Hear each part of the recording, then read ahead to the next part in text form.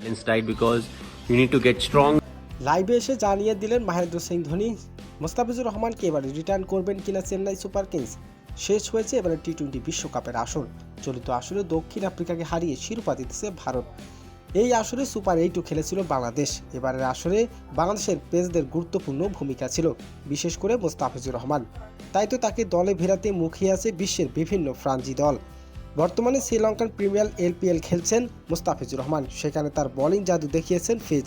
2 ম্যাচে 3 উইকেট শিকার করেছেন মোস্তাফিজুর রহমান। তাই তো IPL দলে চেন্নাই সুপার কিংসে হয়ে তাকে কি রিটার্ন করবেন কিনা এ নিয়ে ভক্তদের মনে প্রশ্ন।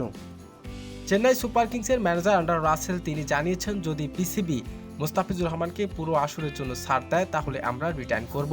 তবে এই ক্ষেত্রে বরাবরই বিসিবির বাধা দাঁড়িয়ে আছে।